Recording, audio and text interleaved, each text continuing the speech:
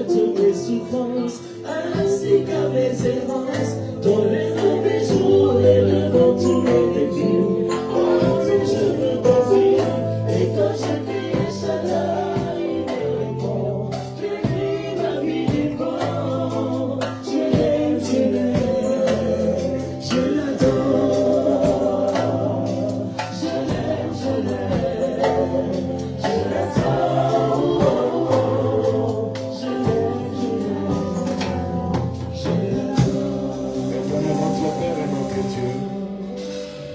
Responsabilité de nourrir ton peuple, car tu en as le pouvoir, la capacité et l'amour de le faire.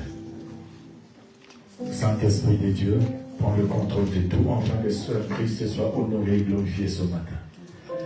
Je ramène chaque pensée captive à l'obéissance de la parole de Christ. Et je prie pour que l'action de l'Esprit de Dieu soit réelle et permanente pour la gloire du Père au nom de Jésus. Amen. Amen, le peuple de Dieu. Amen, l'Église. Je sens comme si on est fatigué. On a trop chanté, hein? C'est ça, hein? Voilà. Je vous demande vraiment de me pardonner pour le temps. Parce que je suis vraiment arrivé en retard. Mais je serai aussi obligé de partir très tôt. Mais cela n'empêche que Dieu puisse nous révéler sa pensée pour chaque âme ce matin en ces lieux. Donc je bénis Dieu pour ce culte, je rends grâce à Dieu pour ta présence et je prie pour que cette parole te soit utile. C'est un message qu'ils sont en train de prêcher ces derniers temps, depuis le lundi, depuis le dimanche à Léman. Et j'aimerais aussi, par la grâce de Dieu, vous transmettre ce message. Merci aux responsables qui m'ont choisi encore ce matin pour mon dernier dimanche ici à Paris. Que Dieu vous rende authentique. Mes trois compagnons, soyez bénis. Et j'ai béni aussi l'Église, tout un chacun de vous. Ça ne vient jamais à l'Église par hasard. Le hasard n'existe pas chez Dieu. Vous êtes venus simplement parce que Dieu a prévu quelque chose pour vous. Votre présence en ces lieux démontre que ce Dieu qui est en train de conduire vos pas, et ce Dieu-là ne vous laissera pas rentrer tel que vous êtes venus. Vous êtes d'accord avec ça? Voilà, que cela soit ainsi aussi dans votre vie aujourd'hui. Ouvrons nos Bibles rapidement. Je bénis la présence des hommes de Dieu. Je vois également notre Yaya que nous aimons. On va lire un verset, 1 Corinthiens chapitre 1er. 1 Corinthiens chapitre 1er, le verset 23. 1 Corinthiens chapitre 1er, le verset 23.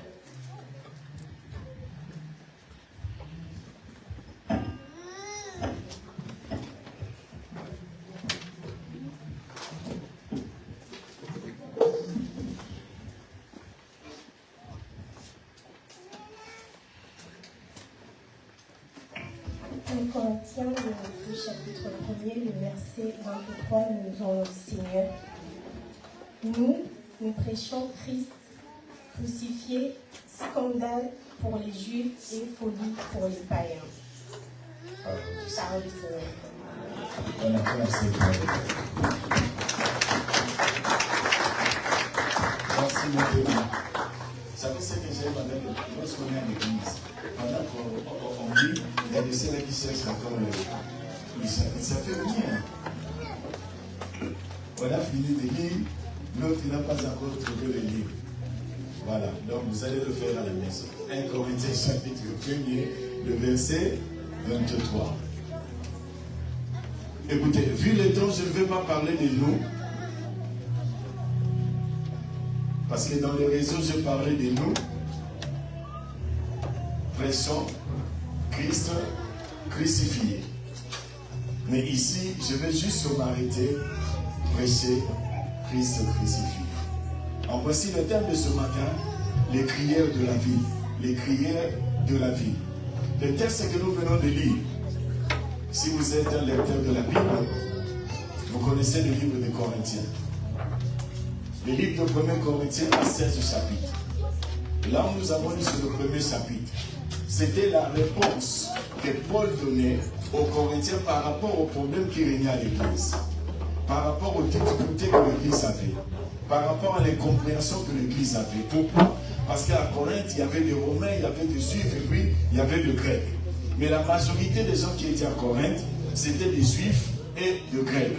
Et lorsque l'évangile est arrivé à Corinthe, tellement qu'il y avait pas mal de civilisations, lorsque l'évangile est arrivé, il y a eu maintenant des problèmes au niveau de Corinthe.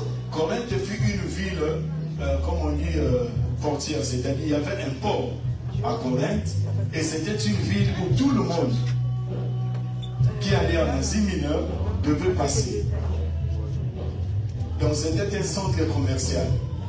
Et il y avait un temple à Corinthe, où l'histoire nous apprend que dans ce temple, il y avait au moins 1000 prostituées, 1000 femmes qui se prostituaient.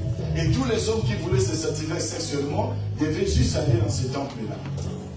Et c'est dans cette ambiance-là que l'évangile est arrivé. Quand l'évangile est arrivé, il y a eu des hommes qui se sont convertis, il y a eu des femmes qui se sont converties. Et les gens qui étaient maintenant au temple, toutes ces femmes prostituées, lorsqu'elles ont vu qu'elles n'avaient plus de clients, ce sont ces femmes-là qui ont commencé maintenant à venir là où les enfants de Dieu se réunissaient. Or, dans la tradition grecque, une femme qui est mariée doit se voiler. Celle qui n'est pas mariée doit se dévoiler. Or, pour les Juifs, une femme doit se voiler. Celle qui est mariée ne doit pas se voiler. Est-ce que vous comprenez cela? Or, à Corinthe, puisque c'est une ville grecque, le femme mariée se voilait. Donc, une prostituée ne pouvait pas se voiler. Est-ce que vous comprenez cela? Et ce sont ces prostituées-là qui sont venues maintenant à l'église. Lorsque les prostituées sont venues à l'église, comme elles n'étaient pas voilées, les femmes mariées, craignant que leur mari puisse être récupéré par les prostituées, les femmes mariées aussi ont commencé à se dévoiler. Voilà pourquoi Paul est en train de dire. Vous allez remarquer, au chapitre 1er, il parle des désordres qui étaient à l'église, des divisions qui étaient à l'église. Il le répète même au chapitre 2. Et au chapitre 3 jusqu'au chapitre 4, il est en train de dire que nous ne sommes que les dispensateurs de diverses grâces de Dieu. Nous sommes les prédicateurs de Dieu. Et au chapitre 5, il répond par rapport aux problèmes sexuels qui régnaient à l'église. Au chapitre 6, il est en train de dire aux chrétiens de Corinthe, pourquoi allez-vous toujours sur le païen pour être jugés? Est-ce qu'entre vous, vous ne pouvez pas vous entendre vraiment en tant qu'enfant de Dieu? Et au chapitre 7, il est en train de parler du mariage et des célibats. Au chapitre 8, il est en train de parler sur le viande sacrifié aux idoles. Au chapitre 9, il fait l'apologie de son apostolat qui lui aussi a été appelé par le Seigneur. Quand bien même, il n'était pas là pendant que Jésus était vivant, mais il a rencontré le Seigneur et c'est ce qu'il est en train de raconter. Au chapitre 10, il dit que Israël est sorti de l'Égypte, a marché dans le désert avec Dieu. Et si nous aussi, nous ne faisons pas attention, ce qui est arrivé à Israël peut aussi nous arriver. Il faut que la vie d'Israël nous serve d'exemple. Et au chapitre 11, il est en train de démontrer la supériorité de Dieu sur Christ, la supériorité de Christ sur l'homme, la supériorité de l'homme sur la femme. Il dit, Dieu est le chef de la femme, le chef de Christ. Vrai ou faux? Christ est le chef de l'homme. Vrai ou faux? L'homme est le chef. L'homme est le chef.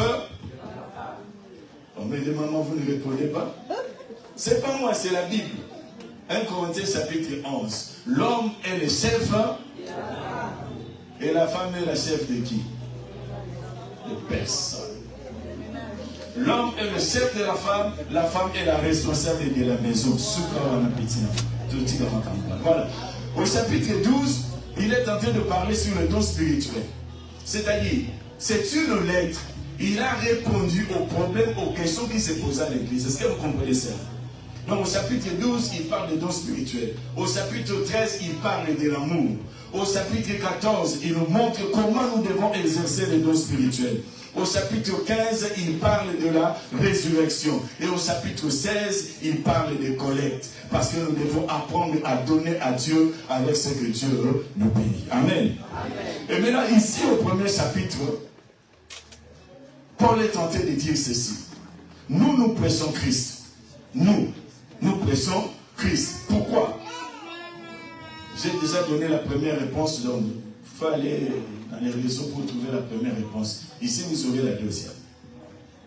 Pourquoi nous prêchons Christ? Simplement parce qu'il y a eu des gens qui prêchaient Jésus, mais qui ne prêchaient pas le Christ. Bien aimé, c'est très important. Il y a eu des gens qui prêchaient Jésus. Ils étaient là à Corinthe. Ils prêchaient Jésus. Ils criaient Jésus. Ils proclamaient Jésus. Mais ils ne parlaient jamais de Christ. Parce qu'il y a une différence entre Jésus et Christ. Jésus, c'est son humanité, tandis que Christ, c'est sa divinité. Donc, si vous niez la divinité de Jésus, si vous niez sa divinité, il est impossible pour vous d'avoir le salut. Voilà pourquoi Paul est tenté d'insister. Nous prêchons le Christ crucifié. Et c'est là où je veux m'arrêter.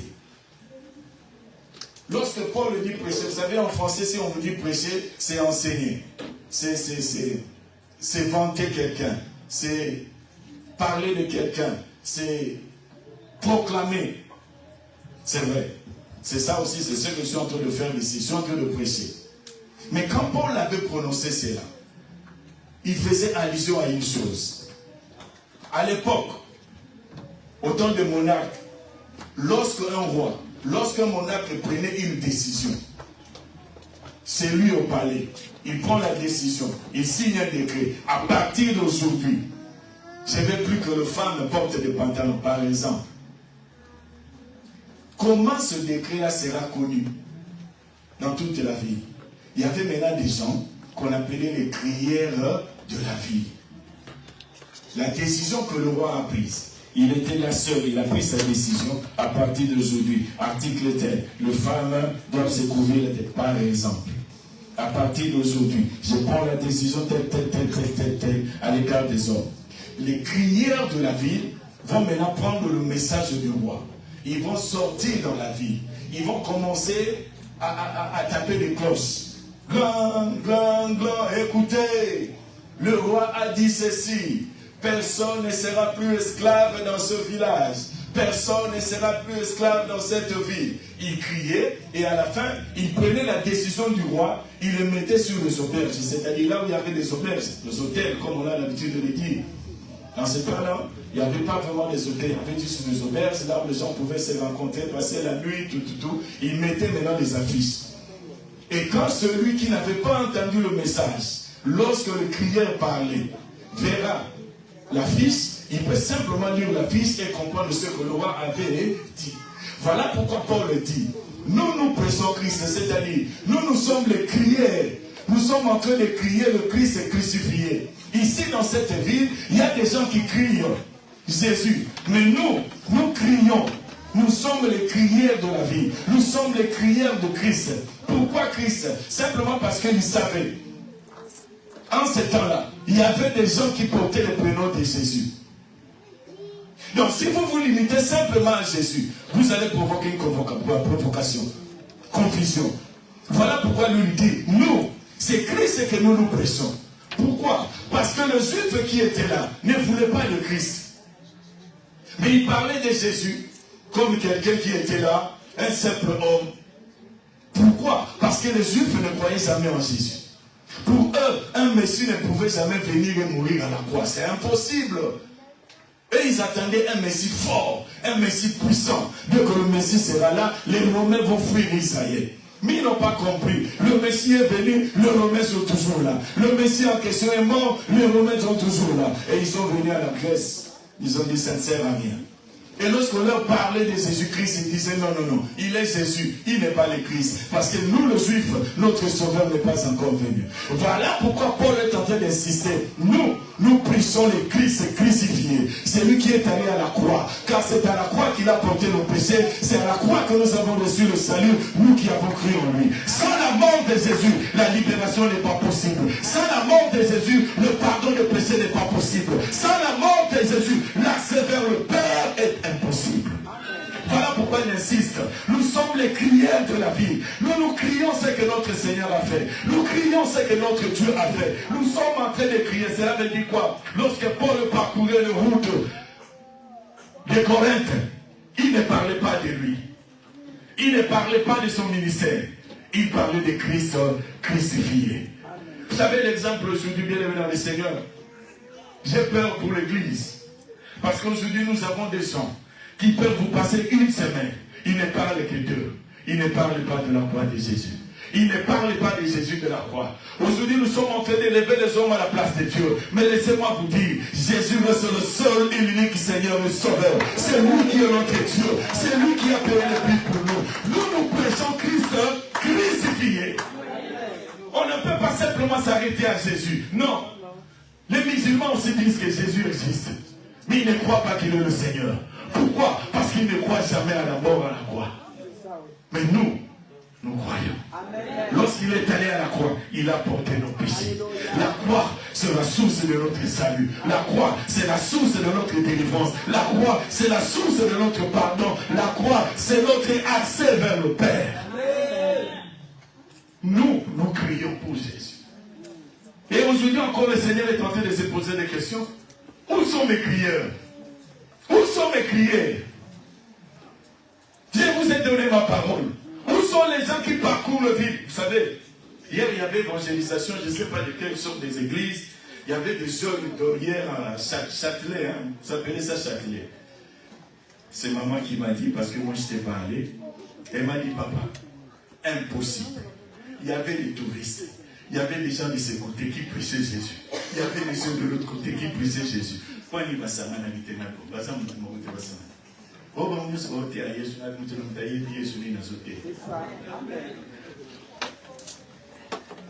il criait à Châtelet là-bas. C'est vrai. On peut dire que dans une Satan, laissez-moi vous dire, nous allons faire ce qu'il nous a demandé de faire. Le reste, c'est son travail. Parlons de Jésus-Christ. Crions Jésus-Christ. Le travail qui vient là, c'est Dieu seul qui sait comment le faire. Mais il n'y a personne. Les crieurs de la ville n'existent plus. Personne n'écrit pour cet homme-là. Personne n'écrit ce que cet homme-là a dit. Écoutez, peuple de Dieu, quand j'ai lu ma Bible, il a dit, écoutez Léonard, c'est moi qui suis le chemin, la vérité et la vie. Mais qui peut prendre ça pour l'amener dans la ville? Qui peut dire aux autres, il y a quelqu'un qui est le chemin, la vérité et la vie? Il est le seul Dieu. Le seul. Le seul. C'est lui qui est l'accès vers le Père. C'est lui qui nous donne l'accès vers le Père. Bien aimé, que personne vous trompe. Que personne vous trompe. Beaucoup de gens ne connaissent pas le Seigneur sur cette terre. Et beaucoup de gens risquent d'aller en enfer. Pourquoi? Parce que les crieurs de la vie n'y sont plus. On n'écrit plus pour ce Christ ressuscité. On n'écrit plus. On n'écrit plus. Chacun de nous est content de sa vie. Chacun de nous est content de ses problèmes. Chacun de nous est content de ses soucis. Chacun de nous est content de ses projets. Mais où sont les crières? Où sont les crières comme Paul? Où sont-ils? Nous crions. Christ est crucifié. Pourquoi? Parce que dans la crucifixion de Jésus, il y a tout. Son retour réside dans sa mort. Sa résurrection réside dans sa mort. Le salut qu'il donne réside dans sa mort. Voilà pourquoi lorsque Paul parle aux Thessaloniciens, dans 1 Thessaloniciens chapitre 4, lorsqu'il parle du retour de Jésus, est-ce que vous savez que la mort de Jésus est liée aussi à la Sainte Seine? Lorsque nous prenons la Sainte Seine, qu'est-ce que le Seigneur avait dit? Faites ceci en mémoire de moi. Chaque fois que vous vous réunissez, vous vous souvenez de ma mort jusqu'à mon retour. Il n'a pas dit de ma mort et de ma résurrection, mais de ma mort jusqu'à mon retour, parce qu'il sait qu'il n'est plus mort. Il est maintenant ressuscité. Il n'a pas parlé de sa résurrection parce qu'il est ressuscité. Il parle maintenant de son retour. Parce que ce que nous attendons ici, là, c'est son retour. Cela veut dire quoi? Lorsqu'on parle de Christ crucifié, on fait allusion à son retour. On fait allusion à la résurrection. On fait allusion à sa glorification. On fait allusion à l'assurance qu'il donne à ceux-là qui ont cru en lui. Amen. Voilà pourquoi il dit, il y aura un cri, un signal donné. L'archange de Dieu va sonner la trompette. Le mort en Christ ressusciteront premièrement. Et pendant ce temps, lui, il viendra dans le nuée pour prendre son église, pour prendre son épouse que nous sommes. Il restera dans les nuées. Et au son de la trompette, en un clin d'œil, le mort en Christ ressusciteront. Et nous qui serons vivants ce temps-là, nous serons transformés avec eux pour que nous puissions monter vers le Seigneur. Écoutez bien, peuple de Dieu. Seul le christianisme a le message de l'espoir. Le monde tel qu'il est, le message de l'espoir, c'est nous qui l'avons bien aimé dans le Seigneur. Mais pourquoi fermons-nous nos bouches? Pourquoi n'arrivons-nous pas à parler? Comment un enfant de Dieu peut passer toute une année sans parler de Christ et même à une seule personne, alors qu'il y a des occasions que le Seigneur nous donne? Je ne vous demande pas d'être le prédicateur partout, de crier Jésus vous aime. Non, non, non, non. Je vous dis simplement, il y a parfois des occasions que Dieu met à nos côtés pour que nous puissions parler de Christ. Ne ratons plus ces occasions-là. Parlons de Christ et bien-aimé dans le Seigneur. L'enfer existe. Le paradis aussi existe. Je vais m'arrêter par ici. Vous savez, il y avait un problème. Il y avait un problème, pourquoi? Parce que les Juifs, eux, voulaient simplement voir le miracle. Et lorsqu'on leur parlait simplement de Jésus, il n'y avait pas de miracle. Et le miracle qu'ils pouvaient vivre devait venir d'autres sources. Voilà pourquoi Paul est tenté de dire, au chapitre 2, au verset 4, moi, quand je suis venu chez vous les Corinthiens, ma prédication et ma parole ne se reposaient pas sur la sagesse des hommes. Mes discours n'étaient pas persuasifs selon les hommes, mais c'était la démonstration d'esprit et de puissance. Cela veut dire quoi? Les gens qui vous parlent de Jésus, vous voulez voir le miracle de Jésus. Et lorsque vous voyez le miracle, vous vous réjouissez. Mais moi, la parole que je vous ai apportée, les Christ crucifié que moi je vous ai apporté.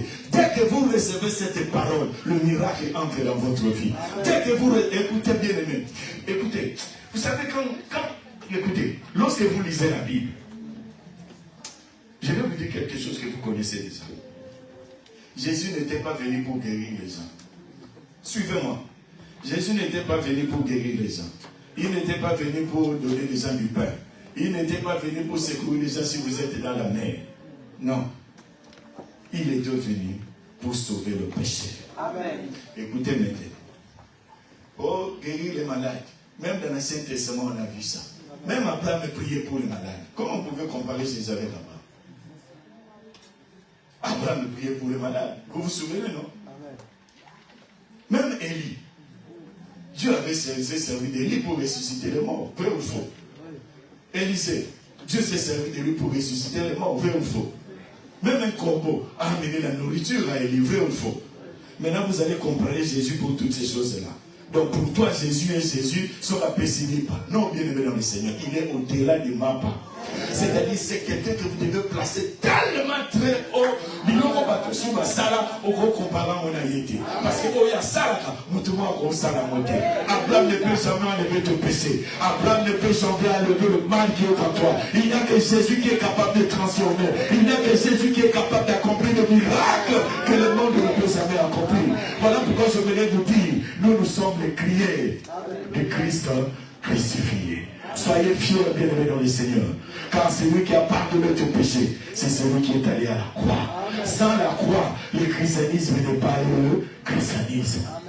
La seule différence, c'est la croix. Or, les gens disent, même à la croix, il y avait 3 croix. Pourquoi vous nous dites que c'est la croix de Jésus qui est spéciale? Parce que ce jour-là, ils étaient 3. Vrai ou faux? Oui, ils étaient 3. Parce qu'il y avait un juif qui avait témoigné. Il a dit, moi j'étais là. Si vous dites que Jésus nous a sauvés par la croix, c'est du mensonge. Parce que ce jour-là, moi j'étais là. Il y avait 3 personnes. Il y avait 3 croix. Pourquoi seulement c'est sa croix qui va nous sauver? Or, il avait oublié. Le premier croix, c'était la croix du rebelle. Oui, c'était la croix du rebelle. Cette croix ne pouvait jamais sauver. La deuxième croix, c'était la croix de la rédemption. C'était une croix qui nous rachetait du péché, qui nous rachetait de la mort éternelle. Et le troisième croix, c'était la croix du repenti. C'est-à-dire à l'église, on a toujours 2 croix. La croix du rebelle et la croix du repenti. Et lui-même, la croix de la rédemption à Zalaka. Là-bas, on les avait classés comme ça. Mais après sa résurrection, il y a comme un Ao. C'est-à-dire, il y a de ceux-là qui reconnaissent leur péché et qui se répandent. Ils obtiennent le salut. Et il y a de ceux-là qui refusent de reconnaître qu'ils ont péché. C'est simple, bien aimé, pour comprendre. Voilà pourquoi le roi du milieu, l'homme du milieu, à la croix, il était capable. À la croix, il était capable de sauver l'homme qui était à sa droite. Vous savez ce qu'il lui avait dit? Je ferme la parenthèse. Pour y aller, moi, la comprendre. Il a sauvé l'homme qui était à sa droite. Parce que c'était la croix du repenti. Mais la personne qui était à sa gauche est allée en enfer. Parce qu'il n'a pas reconnu Masumunaï. Voilà pourquoi lorsque vous venez à l'église, ça ne sert à rien de s'enorgueillir. Si vous savez qu'il y a quelque chose qui ne va pas, approchez-vous de la croix de la rédemption. Cette croix est toujours là pour le pardon de nos péchés, pour nous aider dans notre marche de tous les jours. Bien aimé, personne ne peut remplacer le Christ, ni dans ce siècle, ni dans les siècles à venir. J'aime Martin Luther. Il avait dit ceci: quand je prêche sur le Christ crucifié, je me rends compte qu'il a été crucifié hier samedi et qu'il est ressuscité aujourd'hui dimanche. J'ai peur qu'il rentre demain lundi. Est-ce que vous comprenez cela? Et lorsqu'il prêchait Christ, il disait toujours cela: le Christ est crucifié quand je le prêche. Je sens comme s'il était crucifié hier samedi. Et aujourd'hui, dimanche, ce matin, il est ressuscité. Et je crains que demain, lundi, il puisse rentrer. Voilà pourquoi je dois crier. Je dois crier pour lui. Pour ramener quelques âmes à lui. Si on peut comprendre cela bien dans le Seigneur. Comme j'avais dit hier à l'émission, si vous avez la compréhension de Dieu, vous aurez la vision de ce monde. Ce que vous croyez de Dieu détermine ce que vous avez de vision pour ce monde. Ce que vous croyez de Christ affecte ce que vous comprenez de l'Église. Et ce que vous croyez de l'homme vous pousse à comprendre ce que cet homme-là a besoin. La théologie, la christologie et l'anthropologie. Si vous avez, c'est-à-dire, ce que vous croyez de Dieu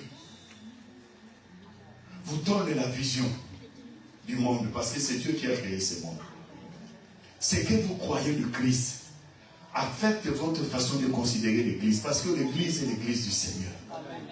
Et ce que vous croyez de l'homme vous donne la possibilité de comprendre que l'homme c'est un pécheur, il n'a que besoin d'un sauveur. Je termine par là.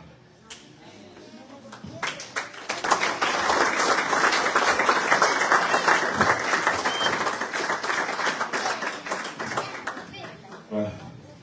Là, vous avez acclamé moi ou bien la parole? Non, je vais poser la question.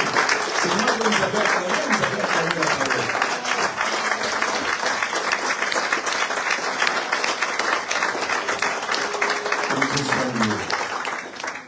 Que Dieu soit loué. Est-ce que je peux prier pour toi? Inclinons-nous dans la prière.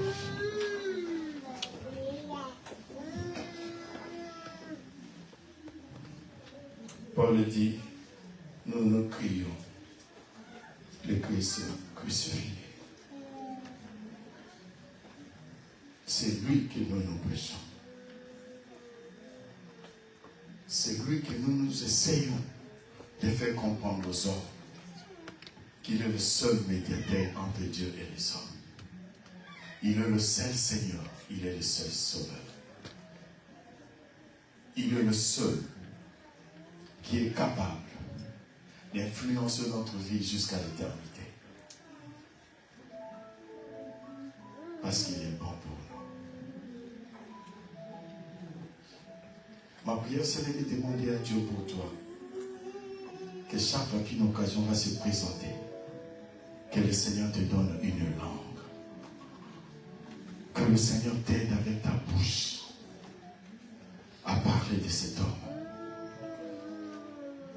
Car tu es le reflet de son travail. Tu es le reflet de son travail.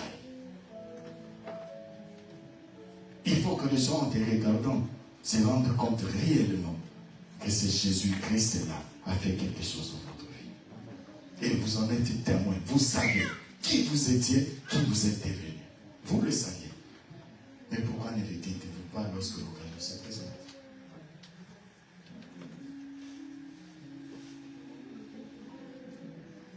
Êtes-vous à l'église ou êtes-vous en Christ?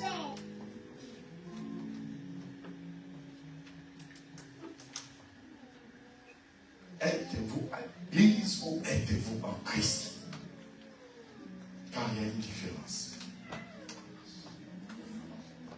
Être à l'église sans être à Christ, ça vous amènera en enfer. C'est être en Christ qui vous amènera au paradis. Qui est le maître de votre vie? Qui contrôle votre vie?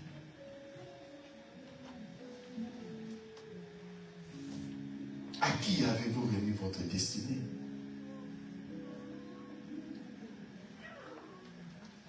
À qui comptez-vous pour votre futur?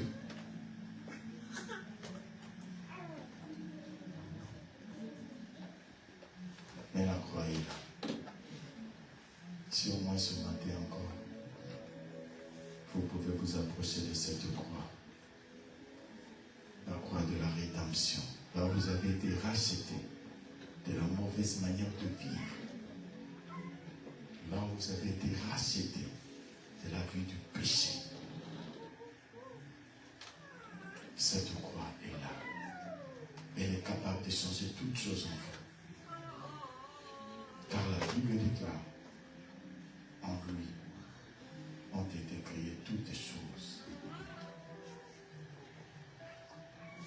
Et toutes choses lui appartiennent.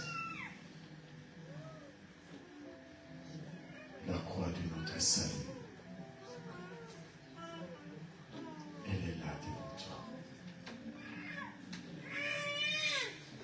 La Bible dit, tous sont péchés, sont privés de la grâce de Dieu. Nul n'est juste sur cette terre. Mais c'est du Dieu qui nous donne sa justice. Par Jésus-Christ et en Jésus-Christ. Et si tu veux que ce matin, le ciel puisse crier que tu es juste, malgré tout ce que tu as l'habitude de commettre, c'est une grâce que le Seigneur t'accorde. Car les autres religions demandent à l'homme de faire quelque chose pour être agréable à Dieu. Mais la nôtre, Dieu a tout fait. Il te demande simplement de croire et de recevoir ce qu'il a prévu pour toi. Et si tu es ici, tu veux la justice de Dieu, en reconnaissant que tu es un pécheur, tu vas me suivre dans cette courte prière. Après moi, je vais prier pour toi. Seigneur Jésus-Christ, merci. Car ce midi, j'ai entendu ta parole. Tu es mort à la croix pour moi. Tu t'es sacrifié pour moi. Tu as pris ma place. Moi qui méritais la mort, à cause de mes péchés, tu as pris ma place. Et par ma foi en toi, tu me donnes la vie éternelle. Ce matin, je confesse de ma bouche que tu es mon Seigneur et mon Sauveur. Je crois dans mon cœur. Tu étais mort et Dieu t'a ressuscité et que tu es vivant. Je le certifie qu'un jour, tu viendras me prendre pour que je sois avec toi. Merci Seigneur Jésus pour la vie que tu me donnes aujourd'hui et pour le pardon de mes péchés. Seigneur, je prie pour que le sang de Jésus sanctifie chaque âme ici présente et que la communication de l'Esprit Seigneur notre Dieu se réunisse avec mon frère et ma soeur. Seigneur, tu as fait de nous tes crieurs par l'évangile que nous avons entendu. Tu as fait de nous tes crieurs par la foi que nous avons en Jésus. Oui, Seigneur notre Dieu, nous voulons parler de ce Christ. Lui qui était mort à la croix pour nous, lui qui a pris notre place, et en lui, nous avons l'accès auprès de toi, Papa. À part la vie éternelle que nous donne, tout le reste, nous le donne par dessus. Je prie, Seigneur notre Dieu, pour le besoin de tout un chacun, Seigneur. Puisque tu as résolu le problème spirituel, je te prie, Seigneur notre Dieu, de prendre soin de tout un chacun, physiquement, moralement, matériellement. Oui, Seigneur notre Dieu, financièrement. Prends ta responsabilité en tant que Dieu, papa, pour agir positivement dans la vie de mon frère et dans la vie de ma soeur. Le spirituel est plus que le matériel. Le spirituel est plus que le physique. Mais Seigneur, puisque dans le spirituel tu as pardonné, puisque dans le spirituel tu as lavé, Seigneur, rien ne peut t'empêcher de faire du bien pour ce qui est de cette terre à ta fille et à ton enfant. Fais-le, Seigneur de gloire. C'est toi qui seras honoré et glorifié. Communique la joie à tout un chacun.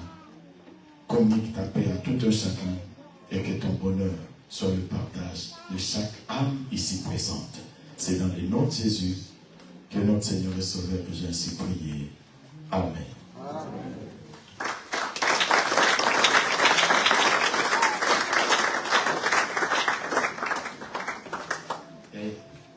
Est-ce que rapidement je peux faire quelque chose avant de partir? Vous allez laisser faire le reste parce que ça va? Merci. Donnez-moi une. Voilà, Yambo to continue de ça. Yambo, Basali Nazar va continuer. Nazo Kelembangu, Yanaï n'a pas voulu la moine à Moko.